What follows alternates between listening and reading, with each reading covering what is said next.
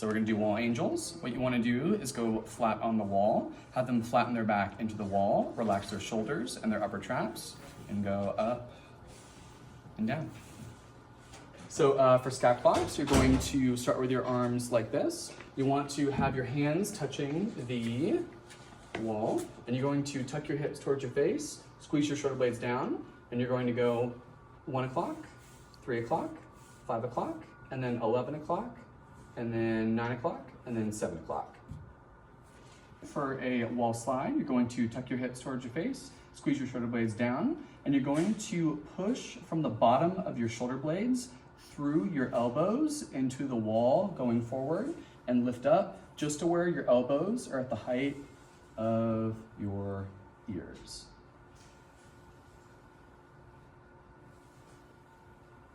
We're going to do wall walks. And you're going to tuck your hips towards the face, squeeze your shoulder blades down, and you're going to walk with your hands up.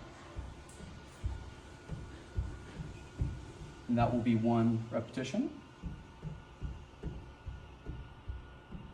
And this will be 2 repetitions.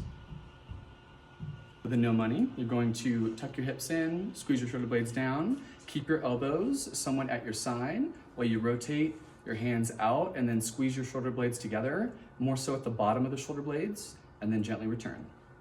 All right, so for shoulder external rotation, you want your the towel under the arm, and you're going to grab this, and then hold the band like so.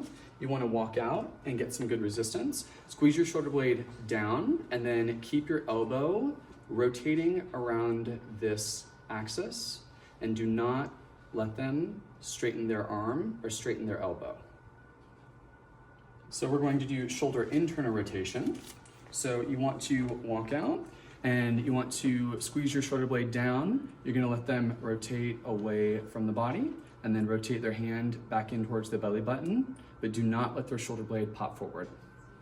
For an upper trap stretch, we're going to start with stretching our left side. You're going to take your opposite arm and place it a little bit more at the level of your ear. Do not pull from here because you could pull your neck out of alignment, especially the upper neck.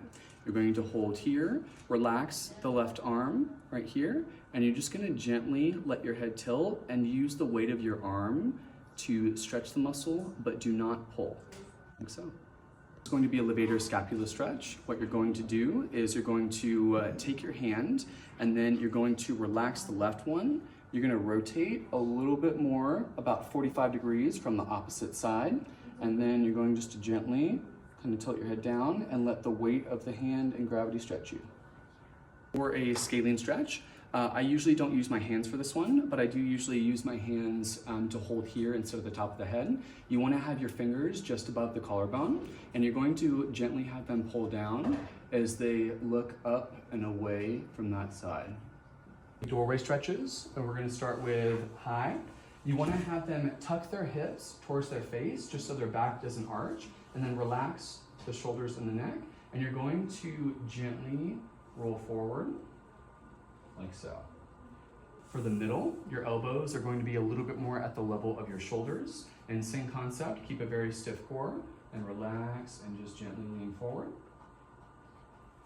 And for the lower doorway stretch, you want to take your hands, and you don't want your elbows to be fully straight. You can have a little bit of a bend, and then keep that spine stiff and just gently lean forward like so. So we're going to do the open book stretch. You're going to have your knees a little bit bent, and you want to make sure that you're rotating from your chest and the middle of your spine, not just your shoulders. You want to keep your nose tilted down, and you're going to rotate your arm, head, and then body towards the side. Let gravity stretch you for about 2 seconds, and then come back to normal like so. This next demonstration is going to be thread the needle. So we're going to start on the right side. You're going to thread and go in through the left, and then open the chest and rotate upwards, and that'll be 1 repetition on the right side, and this will be 2. This next one is the cat-cow. Some people also call it the cat-camel. You want to relax your neck, try not to shrug. You're going to imagine that there's a string pulling the middle of your shoulder blades up towards the ceiling, like so, and then gently let gravity pull you down as you gently look up, and that'll be 1 repetition. Okay, so I'm going to demonstrate dead bugs. There are 2 levels. This is level 1. You're going to start like so, and you want to have them flatten their back into the table or tuck their hips up towards their face, and then tell them to imagine that they are balancing a glass of water on their belly button. We're going to do diagonals. This is the first diagonal. 1. Also 1. And then of course 2. Also 2. And now I'm going to demonstrate level 2. So level 2, you're going to make sure that your knees are not too far away from your belly button because it's going to be hard to keep your back flat. So keep your knees maybe just be above or at the level of the belly button. Keep your back flat, and you're going to go 1, also 1, and then of course 2, also 2. This is called the Theraball pushdown. You want to flatten your lower back into the table and make sure that the knees are not too far away from the shoulders. Based off of how wide the ball is, you want to make sure that they're pushing with their hands at the level of their shoulders initially. You will have them flatten their lower back and then tell them to breathe, and make sure as they're pushing into it, engaging their core, that they also squeeze their shoulder blades down, and hold this for roughly 10 seconds. 2 TheraBand pull downs. You want to make sure that whenever you start, you have a little bit of resistance before you bring your hands about right here. So how this is done is you're going to keep your knees bent, flatten your lower back into the table, and then pull just to where your thumbs are at the level of your shoulders and hold like so. All right, so this one's a double leg bridge. You're going to want to keep a very stiff core. And as you lift your hips off the table, you're going to try to push your butt muscles away from your ears, but not necessarily up towards the sky. So you'll do this like so. 1, and then 2. And so that was double leg. Now we're going to do single leg. There's 2 variations of single leg bridge. First variation is where the knee is bent and then the knee is a little bit higher on the leg that you're not using. And then you'll lift up, push the butt muscle that you're using away from the ears. That's the first variation. Second variation is try to keep your leg straight and your knee in line with the front of your hip. And you're going to push with the glutes away from the ears, like so. So this will be a front plank on the knees. What you're going to do is make sure that your knees are not too close to your elbows, like so. You want the elbows to be a decent distance away, and you're going to tuck the front of your hips towards your face, and then make sure that your spine and your trunk is very flat. You don't want to stick your butt up, or you also don't want to arch your back and be too close to the ground. So as previously stated, we're going to do a plank on the knees. However, a progression of this is doing it with the knees elevated, and just make sure you keep your hips tucked towards your face and try not to rotate to one side versus the other. So for a side plank on the knees, you want to make sure that your knees are not too far forward. You want to have the knees just about the level of your hips, or if your hips are really, really tight, you can shift them forward just a little bit. You're going to tuck your hips towards the face and lift up like so. And you want to make sure that your shoulders and your hips are stacked on top of each other and not rotated forward or behind. And then we will elevate or progress to a full side plank. So you'll start with your knees straight, tuck your hips towards the face, lift up like so, and make sure your alignment is good. For clamshells, whenever you're lying down, you want to make sure that your heels are at the level of your glutes, and you don't want the knees to be too bent or too straight. So you want to relax your head into your hands, and then you're going to place your hand on the top of the hip that's facing towards the ceiling. You're going to tuck your hips up towards the face, and then squeeze your glutes and rotate your knee up and then down. So this will be 2 repetitions like this. And make sure that when they rotate up, they're not rotating their whole body back and away from the body. This next one's going to be a side plank and a clamshell. And what you want to do is, for this one, you are going to have the knees a little bit more in front of the body because it's awkward to have them too far back. You're going to have them place the hand on the top hip, and you want to tell them that the bottom knee is going to stay on the ground the whole time. Otherwise, they're going to elevate like this, which we don't want. So how we truly do this is tuck the hips towards the face, lift up, and sometimes we'll do repetitions where we'll go 1, and then 2. Other ways that we can do this is if we have them hold it for a long time. We call this an isometric hold.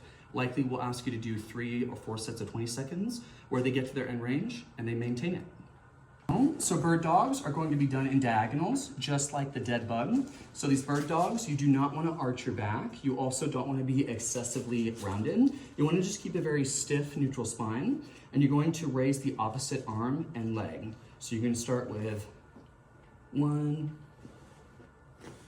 also 1, and whenever you see somebody do this, you do not want them to rotate. You also do not want them to arch their back and let their spine drop towards the floor. For fire hydrants, you want to make sure that the knees are just under the hips. You do not want the knees to be too far behind the hips or too far forward. And that same concept will still apply whenever you are raising. So you want to keep that neutral spine, keep it very stiff, and you're going to make sure that that knee that you're raising up is in the same plane as the opposite knee, like so. 1, 2, and you want to be very careful having them do this, where they rotate and use their whole body to try to help.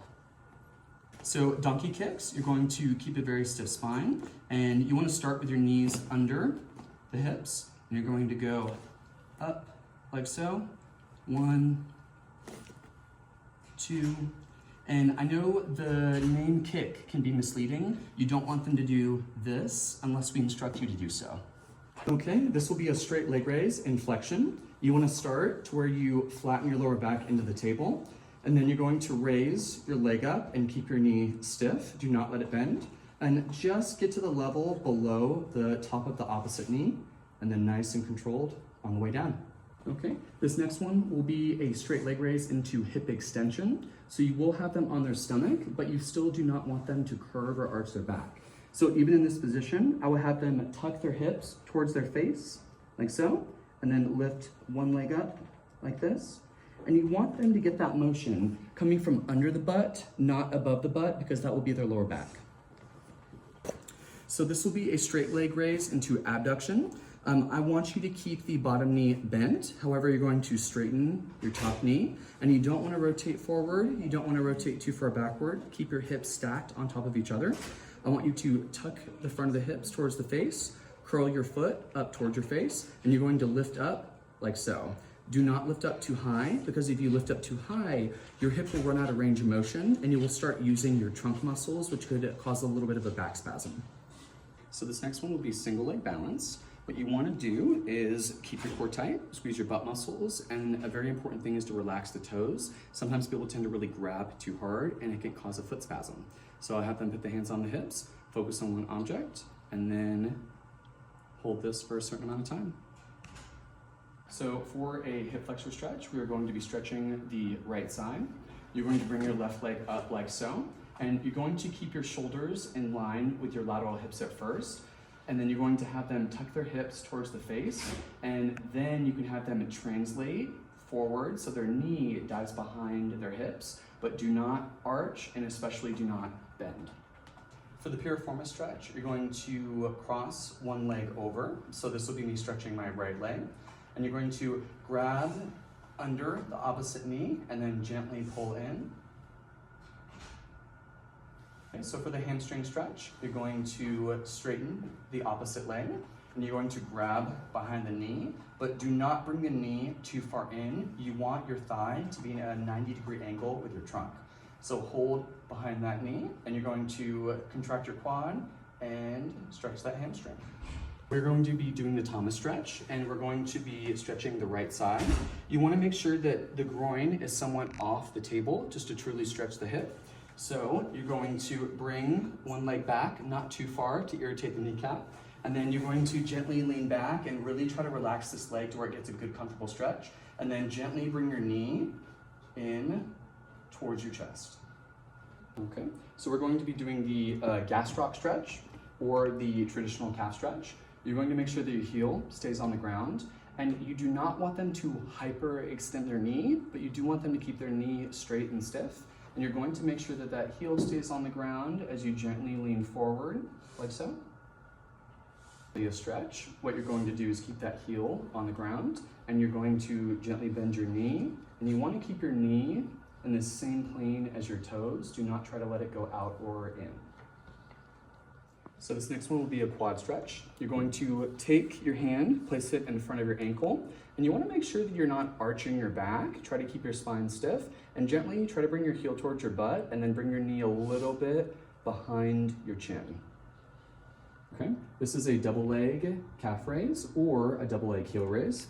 You're going to take both legs, make sure the patient is holding on to the railing, and you're going to relax your toes as you go up all the way, and then you're going to drop your heel to about this level, and this will be 1, and then 2.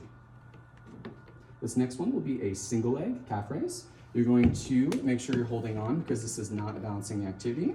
And like the double leg calf raises, you want to relax your toes. You're going to bring the heel down, and then as you're going back up, try to keep it gentle. So this will be 1, and then 2. All right, this next one will be the hip three-way. You're going to step onto the foam with one leg, and you're going to try to keep that leg stiff, as well as also this one. You're going to stiffen up your core, make sure everything's tight, put the hands on the hips, and you're going to go forward to the side, and then straight back. But as you go back, do not arch your back. So for the lateral walk, you're going to take your hands, place it on your hips, and you want to do a slight squat, but not too low. And you want to maintain tension on the band throughout the whole exercise. And you will go small steps, like so, and then return to the original position. You want your knees to face forward, do not let them turn in. You also do not want your toes to face in or out during the exercise. So this will be a squat. Keep in mind there are multiple variations for different patients, but we will demonstrate like so. So you want to keep your feet about shoulder width apart, and then sometimes you can rotate your foot out. For us, you can rotate the foot out just a little bit, and then you can either hold here, put the hands on the hips, whatever you prefer, and then you will go down and really make sure that you're keeping a stiff spine. You do not want to curve your back at all. So this next one is going to be a single leg RDL. You're going to make sure that whenever you're standing with one leg, whichever leg that's on the ground, you're going to have the weight in the opposite leg because you're going to work a certain muscle. So you're going to have a slight bend in the knee that's stabilizing on the ground, and then you're going to gently lean and then make sure that whenever you feel a hamstring stretch, you come back up. So this will be a double leg hip thrust. I usually have my patients situate their back with the bottom of their shoulder blades touching the mat. You can have them either hold their head if they have any neck discomfort, or you can hold the hips. And kind of like the bridges, whenever you go upwards, you want to push your butt muscles away from the ears. All right, first one will be a skip. You're going to skip with your opposite knee and opposite arm, like so. This next one will be high knees. You're going to keep a very stiff spine, and then you're going to keep the knees high, but not too high. This next one will be butt kicks. You're going to try to kick your heel into your butt. So for the lateral shuffle, you're going to, sometimes I'll hold here, sometimes I'll hold my hands right here, and then I'll go. This next one would be called either the grapevine or karaoke. They're a little bit different. For what we do in the clinic, I want you to do it exactly like this. So if you're going towards the right, you're going to be lifting your left knee higher. So you're going to go like that. As you go back, you're going to go. This one will be the forward shuffle. You're going to lead with one leg, going forward this way. Keep that core tight. And then you're going to lead with the opposite leg on the way back. This next one will be the lateral shuffle. And don't be afraid to get the arms involved.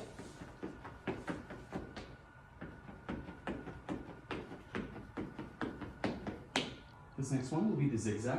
You're going to start at the side of the agility ladder, and you're going to step like so. This one will be a double leg hopscotch. You go 2 in and then 2 out. This next one will be a single leg hopscotch, where you'll be doing 2 out and 1 in, but you'll be alternating feet every single time.